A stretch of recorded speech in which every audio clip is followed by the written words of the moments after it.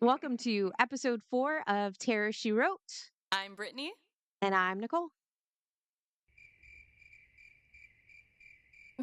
That's all we came up with so far, guys. So You'd think we'd have this in the bag by episode 4, but we'll get better with this. Maybe the next episode. Maybe we'll add another sentence the next episode, and then add another the next. yeah, we'll just keep adding You know- sentences. You know what? I think they can just they'll handle the whole. Hey guys, Right. What up, dude? that's it. What up, girl? Dude. Saw, dude. Yo, it's been so long since we last recorded. It's been weeks. How has life been treating you? Life has been decent. So I went to Mexico, and then while I was in Mexico, I was like booking a bunch of pet sitting stuff, which was awful for me because I came back and I had like 3 jobs in 1 week. And I was like, I don't know what I'm doing. And it was awful. But other than that, They're like back to back. Yeah, back to back, awful situation. Just awful shit. Yeah, dude. But I mean, other than that, I've Been chill. been it's been all right. You know, It's been nothing. night. It's been night. It's been all right. So, you said you have a story to share. I do have a story. Shall we jump into it? Let's jump into it. All right, then. Okay. So, took a job with 10 simple rules. I broke one. Now I'm trapped. I needed a job. When I found a listing for a night clerk, $50 an hour, easy work. I didn't ask too many questions. The ad was vague. Monitor the front desk, follow the guidelines. That was it.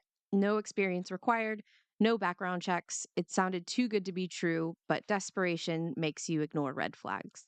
I showed up for the first shift at 11:45 p.m. to a nondescript office building on the edge of town. The lobby was sterile, white walls, tile floors, a desk with an old CRT monitor. The only person there was a short, pale man with hollow eyes and a pressed gray suit. He handed me a single sheet of paper, his expression unreadable. Follow these rules exactly, he said, voice flat. And whatever you do, don't break them. I laughed, thinking he was joking. He wasn't. The rules. 1. The phone will ring at midnight. Do not answer it. 2. If the elevator doors open on their own, do not look inside. 3. You may hear typing from the empty office at the end of the hall. Ignore it. 4. If you hear knocking on the front door, check the monitor first. If there's nothing there, do not open it. 5. The man in the security uniform will come in at 2:16 a.m. Do not speak to him. 6. If you find a sticky note with your name on it, burn it immediately. 7. The vending machine sometimes dispenses items you did not select. Do not eat anything you didn't order. 8. If the lights flicker, close your eyes and count to 30. Do not open them before. 9. You must clock out at exactly 6 a.m., not a minute before, not a minute after. And 10. If you realize you've broken a rule, hide immediately. I would quit on the spot. I mean, like, it's nice because you get to, like, you know what to expect, right? I mean, I guess, but I don't want to expect those things to happen. Honestly, I probably You're like, it sounds like a chill job. I would take it. for $50 an hour. Like. I mean, come on, that's 11:45 to 6 a.m. for $50 an hour. Make it 100, and I will consider. True, good point. Okay, I was too tired to argue, so I took the list and settled behind the desk. At midnight, the phone rang, an old landline on the desk. Instinctively, my hand twitched towards it, but I caught myself. Do not answer it. The ringing stopped after 3 chimes. At 12:47 a.m., a slow, rhythmic clicking came from the far end of the hall, the empty office. Ignore it. My fingers dug into my palms as I forced my eyes on the screen. The typing stopped a few minutes later. At 2:16 a.m., the security guard arrived. He walked in without acknowledging me, heading straight for the vending machine, standing stiffly in front of it. I avoided eye contact, but in the reflective glass, I caught a glimpse of his face, or lack thereof. He had no features, just smooth, blank skin where his eyes, nose, and mouth should be. I kept my gaze down. Oh, hell no. Right? Eventually, he left. By 3:30 a.m., I had convinced myself the rules were just elaborate mind games. But then I saw it. A yellow sticky note on my desk. My name was on it. Burn it. My breath hitched. My hands trembled as I fumbled for the lighter in my pocket, flicking it on. The note curled black at the edges, turning to ash between my fingers. A sharp knock echoed through the lobby. Knock, knock, knock. I swallowed hard No. and checked the security monitor. The glass door showed nothing but an empty parking lot. Do not open the door. I gripped the desk, knuckles white. The knocking stopped. My pulse slowed, but then I realized I had broken rule number 6. I was supposed to burn the note immediately. I had hesitated. A cold wave of dread crashed over me. Hide immediately. Ugh, Oh, I got goosebumps. no. I dove under the desk, heart pounding. The air felt thick, pressing against my skin. What? That was the end of the sentence. I dove under the It felt desk. thick The against my skin. 50 ew. Shades? Is that what you're reading? It is a midnight shift. It's an overnight, so shit get nasty. I dove under the desk, heart pounding. The air felt thick, ugh, pressing against my Thick. skin. Silence rang in my ears, loud and suffocating. Then footsteps, slow, deliberate, circling the desk. I squeezed my eyes shut, barely breathing. A whisper drifted down to me. You were doing so well. Ugh. The footsteps stopped. I waited, Thanks, Mr. paralyzed. Gray. Sorry, I'm being such a brat. Punish me, I'm Daddy. such a naughty girl. I forgot a rule. Oh no. What am I gonna do? It would be a shame if something happened while I bent No! over. No! Off topic. And this is again, I'm so sorry. I was listening to a smut book on Spotify because I was in Okay. this house by myself. So I was like, all right, well, I can listen to this as loud as I want without any judgment.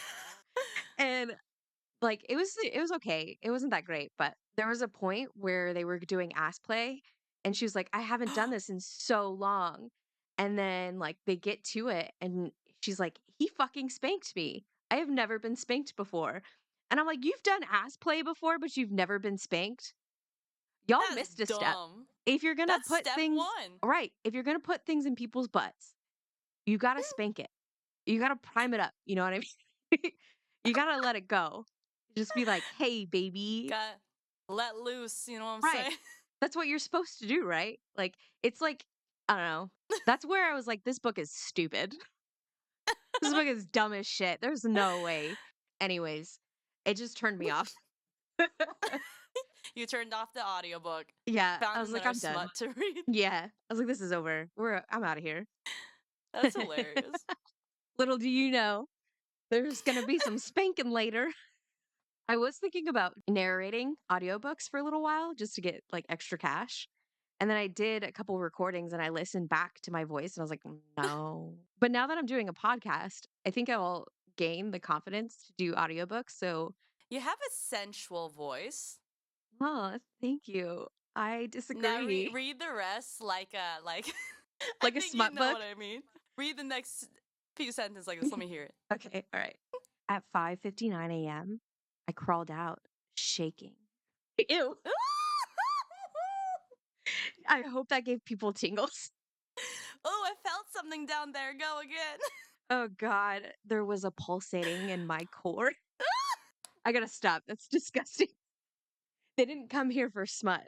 Oh no. We always do this. It always turns out this way. And this is only episode 4. Worry on smut. Oh God. And ass play. No more. No more. All right, we're No done. more. Go on. Keep going. Keep going. All right, I won't interrupt. I'll back up a little bit. Okay. The footsteps stopped. I waited, paralyzed. Minutes passed. Maybe an hour. Finally, the air shifted. Whatever was there, it was gone. At 5:59 a.m., I crawled out, shaking. My eyes locked onto the clock, waiting for 6 a.m. exactly, before punching out. As I stepped outside, the sun barely rising, I felt different. Like something had changed. When I got home, I collapsed onto my bed, exhausted. My phone buzzed. A new email. Second shift confirmed, 11:45 p.m. tonight. I never signed up for another shift. I tried to quit, called the number from the job listing, no answer. Then I checked my bank account. I had been paid twice. Once for last night Ooh. and once for tonight. The money was already there. The job wasn't over. And I don't think I'm allowed to leave. The end. Oh, Yeah. kinky. God damn it. We just end every story with kinky. Ooh, I mean, if kinky. you think about it, a lot of it could be kinky. I mean, No. after we made that joke and you continued reading, I just kept thinking about it. Oh man, maybe I should be like a phone sex operator then. No, I couldn't do that. Bruh. There's no way I could do that because I just joke around too much. Like, yeah, you naughty little bitch boy. Bitch Oh boy. yeah, totally. Tell me more. Like, yeah, your mom is a whore. You know I what I thought mean? you were like, your mom is stupid. She's stupid like your Wash my face. dishes, whore man. I couldn't do it. Whore man. It's a new But superhero. imagine the money. Dude, right? I'll be your first client for practice. Only for practice. I'm Just just for practice. practice. That's it. Nothing sexual No going on hidden over meaning. here. Nothing. They can't see that. Oh, Dead. Haktua. Oh god. Well, that honestly was a really creepy story though. Aside from The smut. the smut, I don't think I can ever take a job that has many like, hey, this is a great opportunity, but this, and this. Right. Here are the stipulations to you Yeah. taking this job. I don't know. I think I could, for a certain amount of money, I could totally do it. I would do it for no, I don't think I would do it. I'm a little bitch. I can't do it. I like to think that I would do it, but there's probably a good portion of my life where if I am in my shift, I would just have a panic attack and I Yep. would die. I mean, I would take it if I wasn't alone. Just to, keep us accountable, make sure we don't fuck up. Well, at 216, you won't be alone. I hate it. All right, you want to move on to the next story we have planned? Yes, let's do it. Tell me. This is my friend Ketria, my bestie. She has experienced a couple of paranormal activities in her life, and she sent us a story, and she calls this The Ball. Are we ready? Oh, so I've never ready. read it yet, so I don't know this story. Let's fucking So get this it, is going to be dude. a new experience for the both of us. All right. As a teenager, I lived in a quaint trailer park in Wisconsin. I've always had an interest in the paranormal and had heard more than enough times the retelling of interactions or happenings within my family regarding spirits, whether they were voices, apparitions, shadows, or the like. Already, I'm like, no, Yeah, no thanks. I'm good. My fear of these things as a child turned into curiosity as a teenager. It was easy to explain away the voices that shouted my name in the night, causing me to jump out of my twilight sleep as a small child. And even now, my memories of my bed shaking are shrouded in doubt. Desensitized by my own rationalization over time, my thoughts drifted onto more present matters. I found myself in my small bedroom at the end of the creaky trailer. The room was decorated as a young teenage girl might imagine a room should be. The wall deep blue with purple accents, the wall paint unfinished around the edges, pictures and art projects and sentimental papers were strewn about the wall in an attempt to make that cold and stale room feel safe and comfortable. A refurbished door was pressed against one of the walls. What was once a door was now a coat rack of sorts. Hooks lined the top to hang various items. The top of the coat rack door had a ledge, no doubt, added to give it more character. The base of the refurbished door was a small, narrow trunk, large enough to store one blanket or perhaps knickknacks not interesting enough for display. One day, I sat atop the generous ledge of a blow-up bouncy ball that I had painted with the most tired acrylics in art class. The tacky, almost sticky nature of the acrylic paint secured the ball so it wouldn't roll around on its new perch. There it sat for weeks as it came and went, doors opening and closing as I rushed to school or let my dog out, and the ball never budged from its place. I remember the dull boredom I felt one evening, sitting in my room alone, wishing I had someone else to keep me company. The loneliness in my teenage heart grew into frustration and then to unbridled courage and doubt.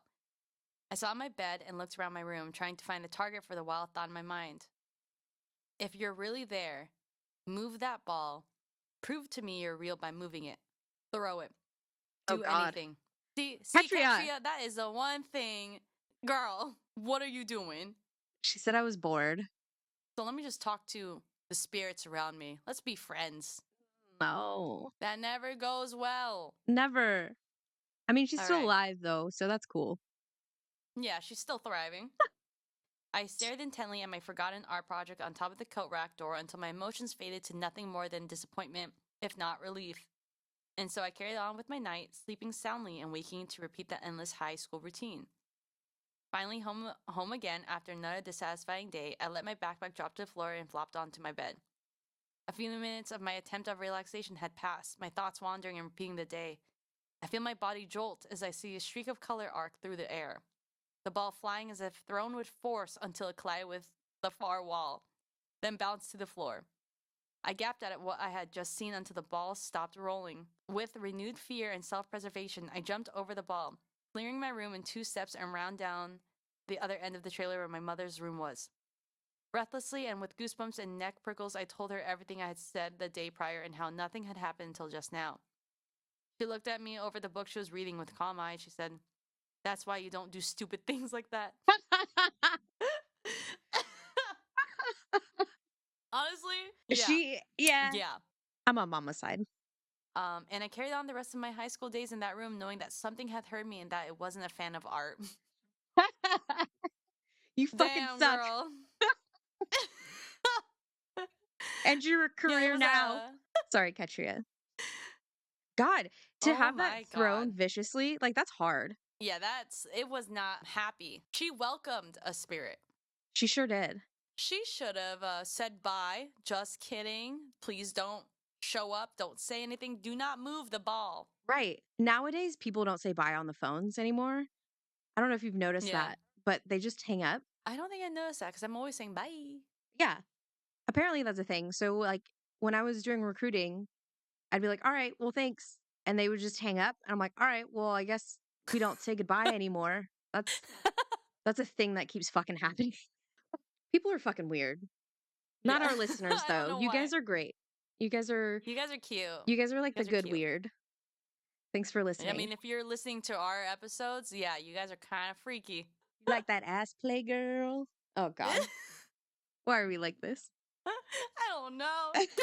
But damn. Sorry, Ketri, that happened to you. I know she has a lot more stories, so I think I'm going to ask for future stories from her again. That was real detailed, too. That was super detailed. Like, Girl needs to write a book, she does.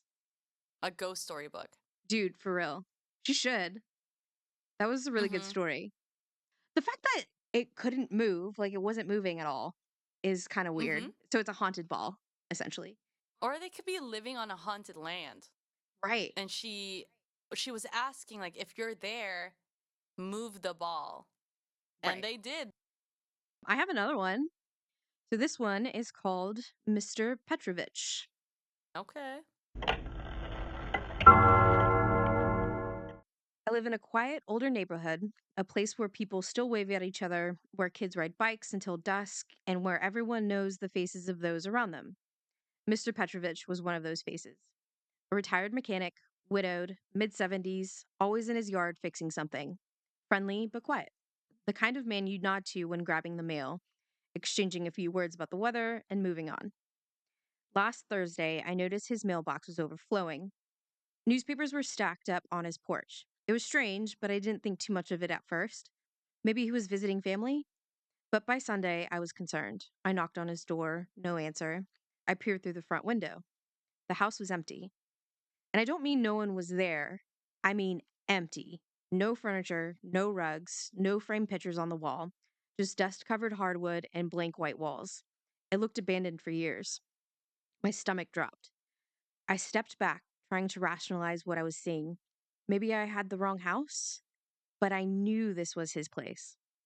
I called the police. They came, looked around, and told me there was no records of anyone named Petrovich living on this street. No missing person reported, nothing, just an empty house. I insisted I knew him. I described his face, his mannerisms, his voice. The officers looked at me like I was insane.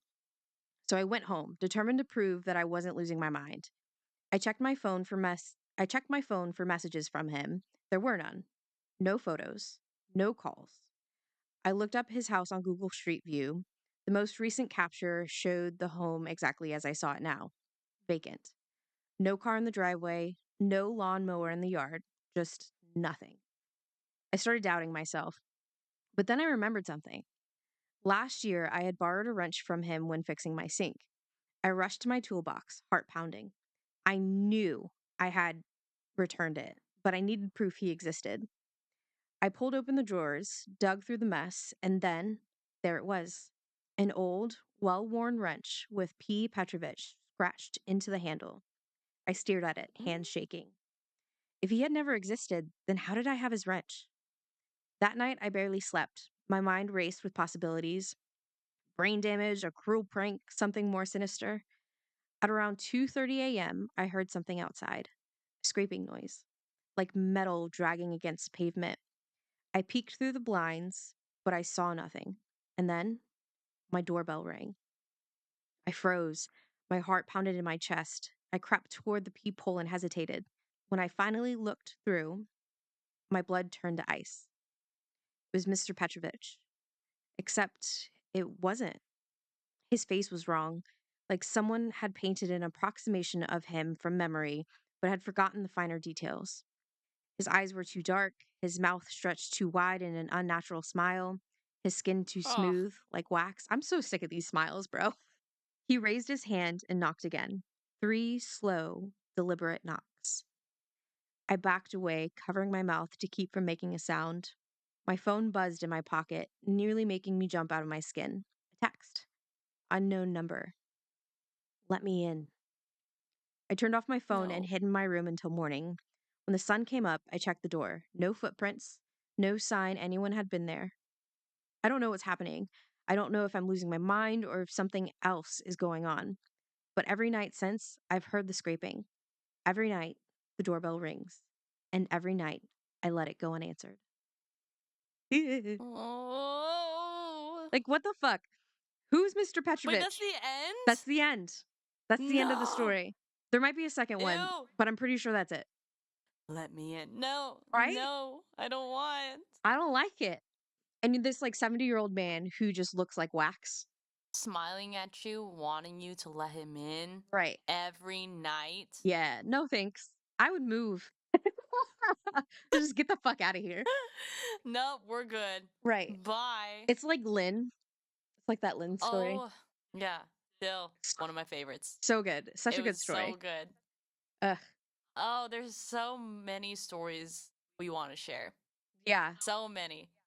And I want to hear your guys' stories. Give us your paranormal activity stories. Send us an email. Yes. Just dropping that right now. Because the things people experience with ghosts. Yeah. There's so many, and like they are all so different. And like the fact that Mm-hmm. you have your own like little feelings towards it too, like, ugh.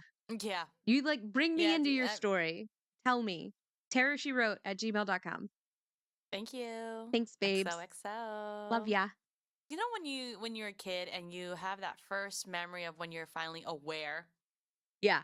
of who you are and everything around you? My first memory was waking up in the morning and seeing a face in front of Shut me up. smiling at me. No. No, I'm not joking. Like, I'm dead ass. Like, I kept trying to look away, but it was like following Stop. my eyesight, smiling. It was old, wrinkled, and I couldn't. So I closed my eyes, really. It was like really trying to like wish it away. When I opened it again, it was gone. Oh, God. Ew. Yeah, that's the scariest face I had ever seen. And to this day, I refuse to experience another paranormal activity. I'm But look at never us now. doing this again. Look at us Like I now. have a fucking Reading ghost choice. stories, hunting ghosts. Look at us. Who would have thought? Did you see the blood moon? I don't know if you guys had that. There was like an event, a worldwide event. There was a blood moon at night and it peaked at like 2:30-ish. So I wanted to see it really bad. So I went to sleep and I set alarms for like 1:30 a.m. or something. I didn't wake up until Mm-hmm. 3, so I kind of missed it. But I went outside and I had like my robe on and I was just trying to take some pictures of it. I couldn't really see it because Mm-hmm. the trees were in the way. But the entire time there was an owl just going off. And I was like, I can't leave this porch. For some reason, I cannot leave this porch. And I was like, well, I really want to see this fucking moon.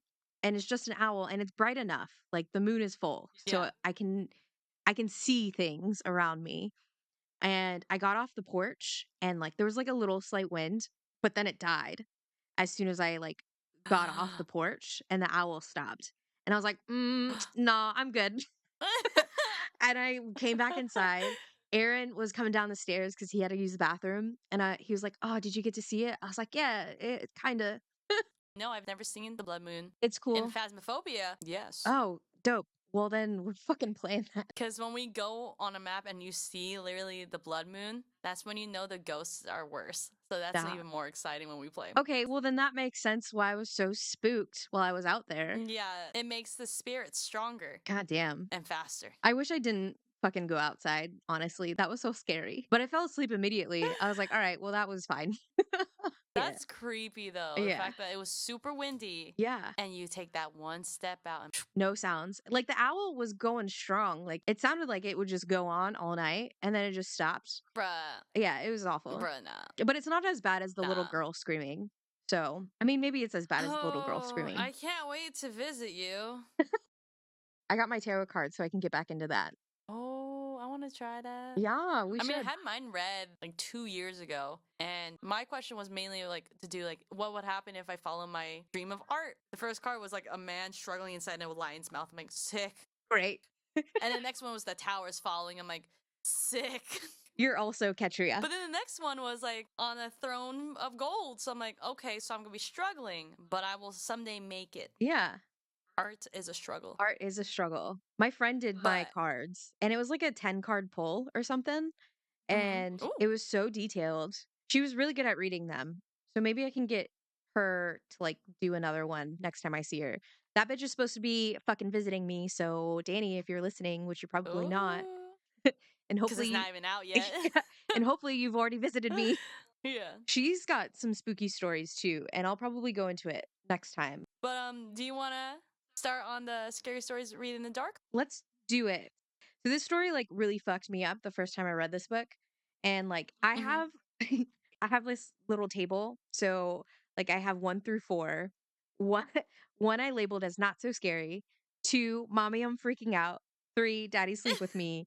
4, I'm too scared to go to sleep. Which is crazy. Like little tiny like 13-year-old Nicole was like, no. This one was like 2 or 3, but it haunts me now that I'm an adult. Like it's the only thing I think about, or like the story that I think about the most. I think it was very popular with kids. Yeah. And when I was younger with my siblings, we would take turns reading each story and we would like lay our heads down and just really close our eyes and imagine how Ugh. scary it'd be. And that person who's reading it would walk around us and choose who to scare Stop. at the end of the story. That's so fun. So I don't know why we did that.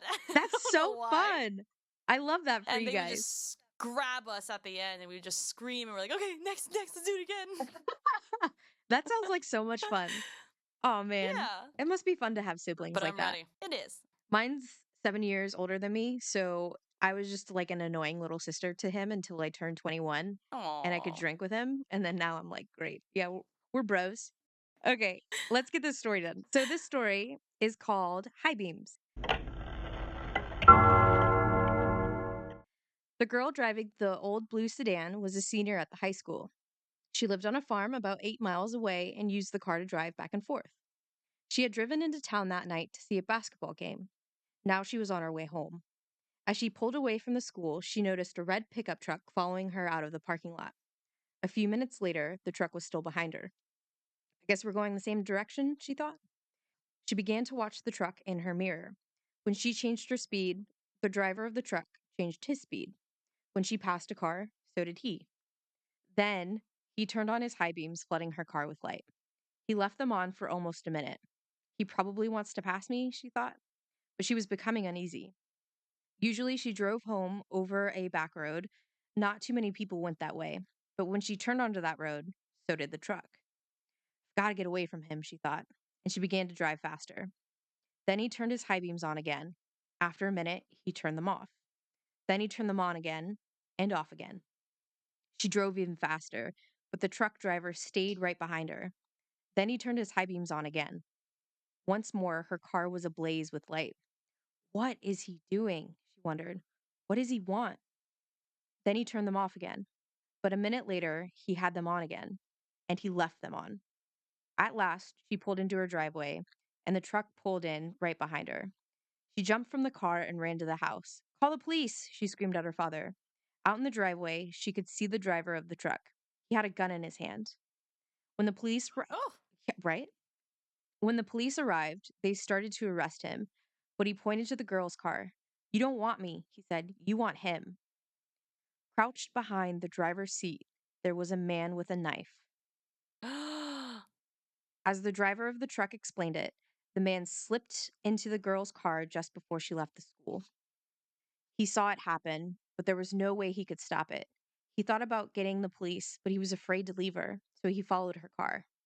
Each time the man in the back seat reached up to overpower her, the driver of the truck turned on his high beams. Then the man dropped down, afraid that someone might see him. And then that's the story.